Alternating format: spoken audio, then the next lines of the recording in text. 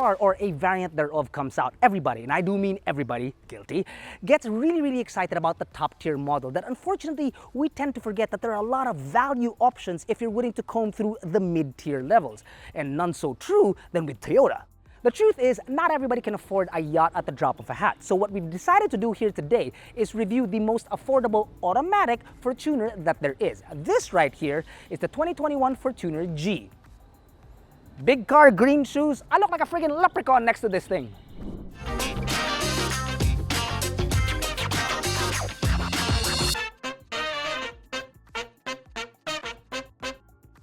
Back in 2016, when the new Fortuner was launched, it had a face that launched 1,000 warships. Okay, not really 1,000 warships, more like bangkas. But anyway, in the few short years after, the new Fortuner became even more of a staple on Philippine roads, outselling the Vios at some point. Moving forward about 5 years, we have a new face that looks damn good, with a few cuts and corners that weren't here before. It's also great to see the bi-beam LED headlamps from the pre-facelift's top-of-the-line model, and great to see that they still included the fog lamps, though they aren't LED on this model. The grille, however, has a different pattern as well, and you even get some DRLs. A carryover from the previous model is the 17-inch wheels and 65 series tires, which sit on 193 millimeters of ground clearance. You get pretty much the same dimensions as before at almost 5,000 millimeters long, a little over 1,800 millimeters wide, and again over 1,800 millimeters tall. The wheelbase is still the same as is the suspension, but a little bit more on that later. The rear door, when opened, reveals 200 liters of space with the third row up and over 1,000 with them out of the way, and even more when the middle row is folded. Note that they still retain the old folding system, so side to side ain't that great.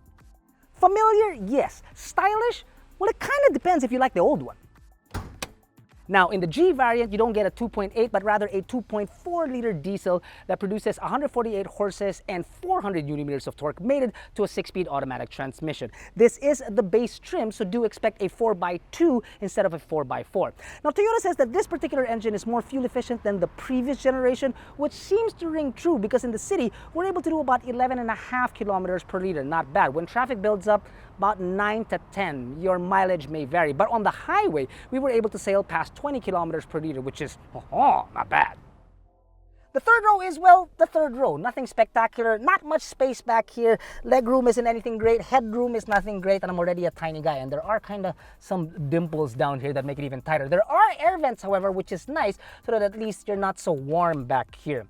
Space is okay for cargo because the seats don't fold flat, they fold to the side. So putting stuff in, if it's flat, not a problem. When you're trying to get as much volume out of the car, yeah, these guys might be a bit of a problem. Now, not as bare as the third row, this second row of this lower mid variant has at least a charging point found in the center. You got parcel hooks found down here, which used to be a little bit higher if I'm not mistaken. You got a center armrest with 2 cup holders. Oh, that's nice, I like that. And air controls found up here. Though I am comfortable here in the back, I should say that much taller passengers may have a problem. See, the headroom is really a bit tight. The legroom is great, especially if you move the chair back. But like the headroom, even Jack had a problem. He was like, whoa, these air things come straight to my eyes, my beautiful eyes. He didn't really say beautiful, I added that in. They're pretty. Moving to the front, you do get a very familiar look, though the upholstery has definitely changed. In the previous G model, this was all light brown. Now it's black everywhere, which is great for hiding Jack's wee little accidents.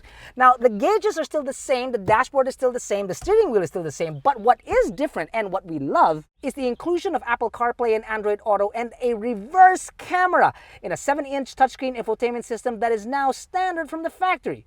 Still retained are the parking sensors, so now it's a fully featured car, but it's a base model, which is really amazing.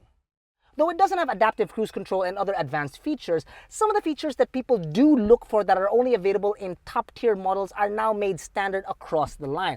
However, there are still some touches of base in this automobile. For instance, no paddles, no automatic climate control, no push-start system with smart entry, no power seats, no wireless charging pad, no auto-dimming rear view mirror, no sunroof, and unfortunately also no cruise control.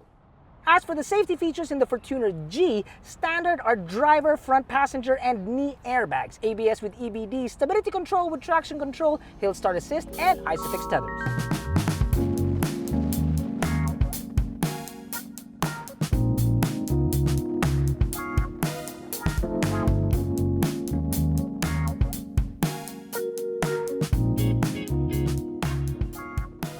Getting on the road with the Fortuner is a very familiar feeling. Yes, it's a PPV and it does share the same chassis with the Hilux, though it's a bit improved, and by a bit, I mean really just a bit. If you take it on the roughest roads in the metro, you might find that the ride is a bit on the bouncy side.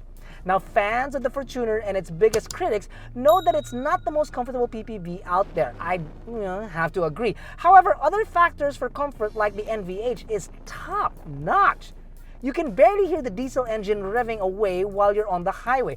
And even on highway terrain SUV tires, the NVH is actually pretty good. It's, well, really typical of most Toyotas.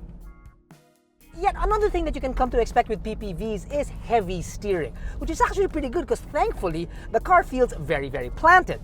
Yay! However, it is a bit cumbersome to do tight maneuvers with, especially if you're used to smaller and lighter cars. And another quirk is that it shares with the Hilux is that it's high dash. You may have to raise the seat if you're a little bit on the short side. Shut up. Short. Shut up. Short. Shut up. Short. Shut up! Power, however, power is actually pretty good. Toyota says it has upped its engine performance, and this 2.4 liter is actually more fuel efficient. But what does that mean in the real world? Well, basically, the motor's torque kicks in much earlier than before. If you were able to drive a Fortuner in the past, you'd know that the power and torque sweet spot was somewhere up top. Now, it's more usable with the power being delivered a touch smoother and a touch livelier. If you want responsiveness and a little bit more, I don't know, giddy up in your kick, then you switch it to power mode. But if you want to chill, if you're not in a rush and traffic's kind of like a bitch, then switch it to eco mode. So either way, Toyota's got you covered.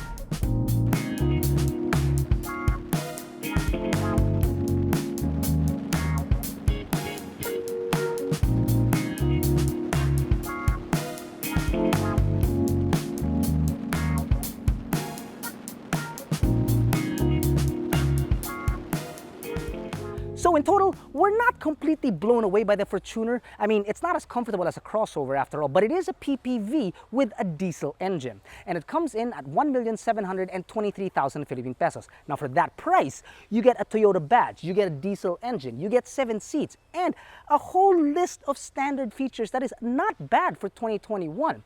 In total, it is a very complete and safe ride, and that on its own is very compelling for the year 2021.